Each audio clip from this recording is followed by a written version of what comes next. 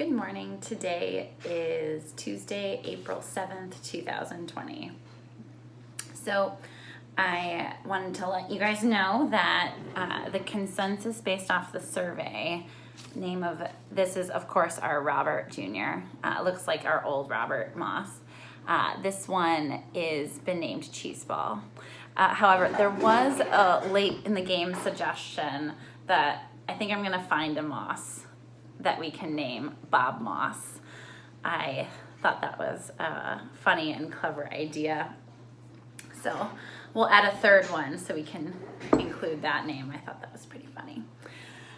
So I don't know about you guys, but being stuck at home and limiting the amount of times we go to the grocery store has really changed the way we plan meals and the way we eat.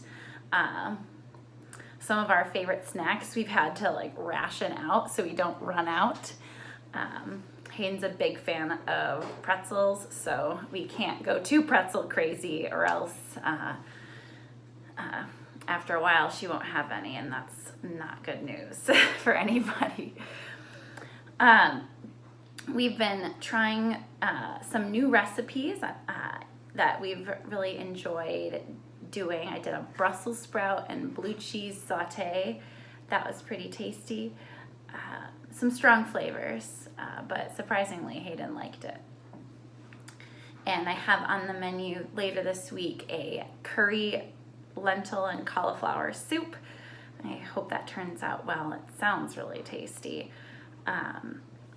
But we've also been making some old favorite recipes. So comment below, share some of your recipes. Maybe you'll inspire another family from our class to make something new once, if they have the ingredients, or they can plan it for the next time they go to the store, because we're trying to space out that. So one activity related to food that I thought would be kind of fun while you guys are at home is inspired a little bit by a primary sensorial lesson that I learned about when I did my Montessori training. So before I do the elementary training, we do a shorter version of the primary training so we know what it all is involved in the primary and see how everything builds upon itself. But anyways, one of the sensorial activities has scented jars that you have to smell and match. So one different way, one like elementary spin to this would be grabbing some spices from your cupboard and seeing which spices you can identify just by smelling them. And so I know this is cinnamon. That's a pretty common one that we use a lot. But I challenge you, figure out what spices are you able to identify just by smell, and maybe work on trying to build your sensory palette to be able to identify different spices just by smell or by taste.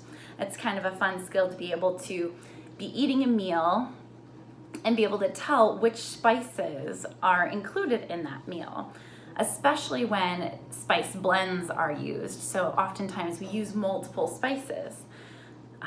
And yeah, maybe that might help you identify what spices you like and which spices you maybe don't like.